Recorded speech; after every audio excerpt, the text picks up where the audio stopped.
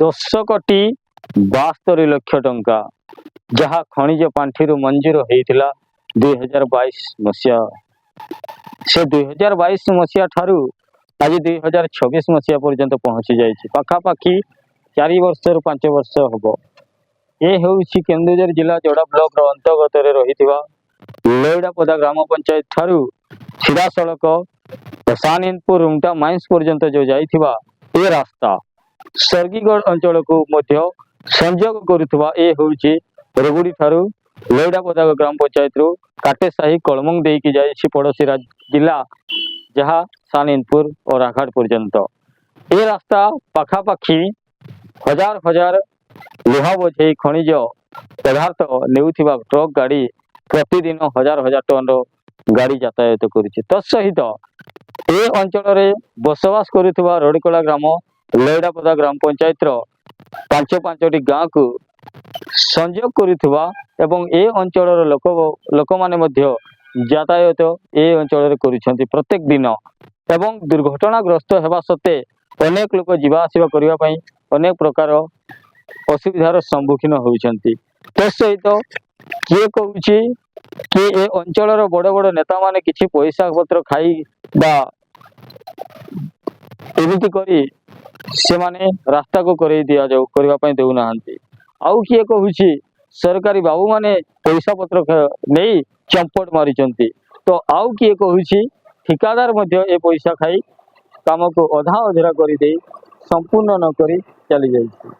जेते बड़े ग्रामवासी माने तागिद करथिले संपूर्ण करिवा पई जेते बड़े स्थानीय सरपंच लिखित अभियोग करथिले कलेक्टर को जिलापाल पाखरे लिखित आकार अभियोग करथिले विलासिनी राम जी अछंती सरपंच सेते बड़े कलेक्टर जिलापाल निजे निर्देश देते ए संपर्क एवं यही रास्ता को शीघ्र निर्माण करने तथापि निर्माण करने समय रे जो ठिकादार ठिका संस्था तरफ करा जाउथिला काम से ठिका कौन सी छड़ पकौ नथिला कौन सी ठीक भाव में कार्य करू नथिला काम करू नथिला ताकू तागिद करथिले ग्रामवासी फल रे चंपट मारिथिला जो ठिका संस्था ठिकादार एवं वर्तमान अछंती अंचल ग्रामवासी ग्राम बासिंदा अछंती तांको मुहरु आमे सुनिबा केते मात्रा रे ए असुविधा को सम्मुखीन होइछंती।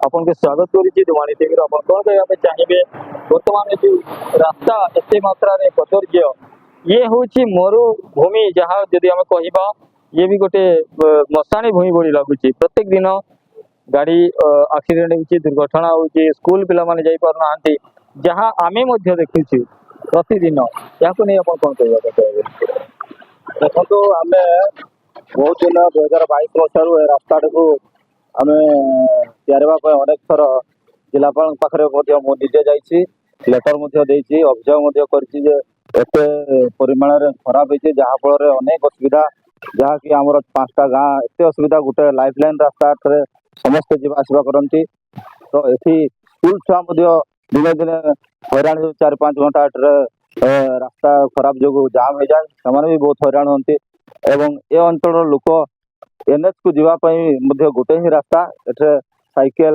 मोटरसाइकेल यहीटा ही गोटे जीवन लाइफ तो ये जाई भी पार ना आम्बुलांस भी अनेक थर ये रही जाए पेसेंट मृत्युवरण कर डेलीवरी छुआ माने पेसेंट जाऊँगी से बहुत हैरान होती जहाँफल आम अभियोग कलापर आमको थाना को डकरा तुम अभियोग कहीं करुच आउ ना तुमको बांधी ने भी एमती भी थाना वाला कहते आम शेष निजर मुह को बंद करने बाध्य हल एवं कौन कहे आउ जड़े अच्छा आमर ग्रामवासी ग्राम बासिंदा ये रास्ता जदि आम कह रास्ता हूँ मरणर एंतुड़ी साड़ कहले भूल हम ना दुर्घटनार एंतुड़ी साड़ कहले भूल हम ना कहीं जो देखा आम हाथे हाथे साप फेण परी रोड बाहरी पड़ी आउटी तो आंठुए आंठुए काढ़ रही तो आउ कौटी गाड़ी फसिकी रोचे ए संपर्क में आप कौन कहना चाहिए?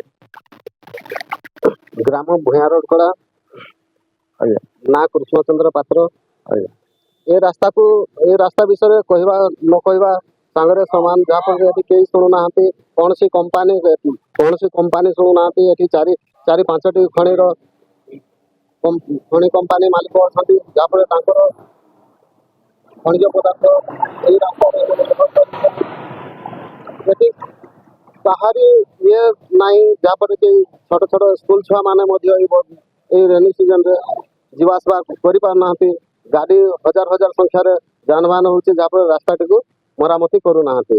ଦୀର୍ଘ 5 ବର୍ଷ ହେଲାଣି ଗୋଟେ କଣ୍ଟ୍ରାକ୍ଟରକୁ ଦିଆହେଇଛି, ଯାହାଫଳରେ କି ଡେମୋ ଫଣ୍ଡରୁ ଇଏ ହେଇଥିଲା 10 କୋଟି 62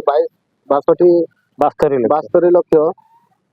ସେ ବି ଆଜି ଯାଏଁ ସେ କଣ୍ଟ୍ରାକ୍ଟରର ଦେଖା ନାହିଁ, ଦର୍ଶନ ନାହିଁ। ଆଜି ଥରେ ଯଦି ଧରେଇ ପକେଇ ଦେଲା ପରେ ଆଉ ତମାମ ଖରା ଦିନରେ ତା ଦେଖା ନାହିଁ। ଆଉ କ'ଣ କହିବି, ଏ ରାସ୍ତା ବିଷୟରେ ନ କହିବାଟା ଭଲ। ଏତିକି କହି ମୁଁ ବକ୍ତବ୍ୟ। ଏବଂ ଆପଣ କ'ଣ କହିବା ପାଇଁ ଚାହିଁବେ ଏ ରାସ୍ତାକୁ ନେଇକି, ଯୋଉ ଅସୁବିଧା ଆପଣ ମଧ୍ୟ ଦେଖୁଛନ୍ତି, ଆପଣ ମଧ୍ୟ ଅଞ୍ଚଳର ଜଣେ ସମାଜସେବୀ, ଆପଣ କ'ଣ କହିବାକୁ ଚାହିଁବେ? ମୁଁ କହିବାକୁ ଚାହେଁ ଯେ ଆମର ପ୍ରଶାସନ ଏବଂ ଆମ ଏରିଆର ଯେ ଲୋକପ୍ରତିନିଧି ସମସ୍ତେ ଏ ରୋଡ ପାଇଁ ସଂଘର୍ଷ କରୁଛନ୍ତି, ଦେଖୁଛନ୍ତି, ଜାଣୁଛନ୍ତି, କିନ୍ତୁ ଦେଖିବାର ହିଁ ରହିଯାଉଛି। କିନ୍ତୁ ବର୍ତ୍ତମାନ ସୁଦ୍ଧା ଏତେ ବର୍ଷ ହେଲାଣି ଯେଉଁ କଣ୍ଟ୍ରାକ୍ଟଟା ଦିଆହେଇଥିଲା ସେ ବର୍ତ୍ତମାନ ସୁଦ୍ଧା ତାକୁ କମ୍ପ୍ଲିଟ୍ କରିପାରିଲା ନାହିଁ। କମ୍ପ୍ଲିଟ୍ ବି କରୁଥିଲା ତ ସେ ଯାହା ତାହା କରି ନିମ୍ନମାନର ଛଳ ବି ଦେଉନଥିଲା, ଭଲକି ତାକୁ ମିକ୍ସିଂ ନ କରିକି ଯାହା ତାହା ପକେଇକି ଚାଲି ଯାଉଥିଲା। କିନ୍ତୁ ସେ କାମଟା ନେଇଛି ମାନେ କମ୍ପ୍ଲିଟ୍ କରିବା କଥା, ସେ ବର୍ତ୍ତମାନ ସୁଦ୍ଧା ଅଧାରେ ପକେଇ ଦେଇକି ପଳେଇ। ତ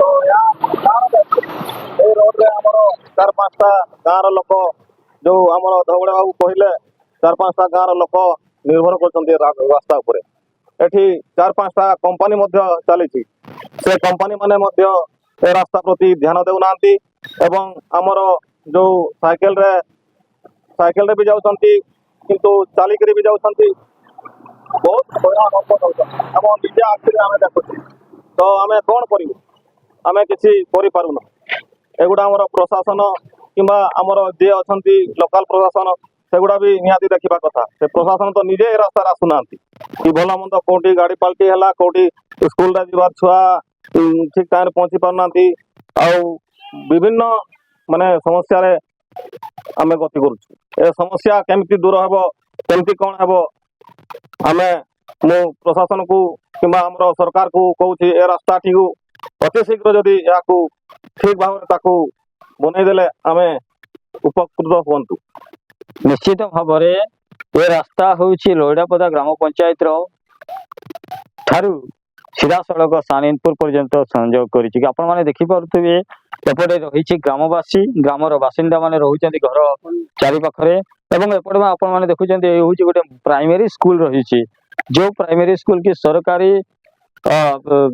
ପ୍ରାଥମିକ ବିଦ୍ୟାଳୟ ରହିଛି। ପାଖାପାଖି 100ରୁ 150 ପିଲା ପାଠ ପଢୁଛନ୍ତି। ଏବଂ ଏଠାରେ ଯେଉଁ ରହିଛି ଆରଡି ବିଭାଗରୁ ଯେଉଁ ରୋଡକୁ ନିର୍ମାଣ କରିବା ପାଇଁ ଯେଉଁ ରହିଥିଲା, ତାର ବଜେଟ୍ ଯେଉଁ ରହିଥିଲା, ସେ ବଜେଟ୍ ଏ ପର୍ଯ୍ୟନ୍ତ ସମ୍ପୂର୍ଣ୍ଣ କରିପାରୁନାହାନ୍ତି। ଏବଂ ସେ ବଜେଟ୍ ସହିତ ଏ ରାସ୍ତାକୁ ଯଦି ଆମେ କହିବା, ପାଖାପାଖି 3 ଲକ୍ଷ ଟଙ୍କାରୁ 4 ଲକ୍ଷ 5 ଲକ୍ଷ ଟଙ୍କା ଭିତରେ କାମ ହେଇଛି। ଯଦି ଆମେ କହିବା ସର୍ବନିମ୍ନ କାମ ଯଦି ଆମେ କହିବା, କୌଣସି ପ୍ରକାର ହେଇନାହିଁ ବୋଲି କହିଲେ ତାର ଅତ୍ୟୁକ୍ତି ହେବ ନାହିଁ। 10,72 ଟଙ୍କାରୁ 5 ଲକ୍ଷ ଟଙ୍କା ଭିତରେ କାମ ହେଇଛି, ଯାହା ଅଞ୍ଚଳବାସୀଙ୍କର ବୟାନ କହୁଛି, ଅଞ୍ଚଳବାସୀ ଯାହା ଆମକୁ ସୂଚନା ଦେଇଛନ୍ତି। ତେବେ ଦେଖିବାକୁ ରହିଲା, ଏ ରାସ୍ତା କେବେ ସମ୍ପୂର୍ଣ୍ଣ ନିର୍ମାଣ ହେଇପାରୁଛି ଏବଂ ଏ ରାସ୍ତା କେବେ ସୁଧୁରିବ, ତାକୁ ନେଇ ଆମର ପ୍ରଶ୍ନବାଚୀ କରୁଛି।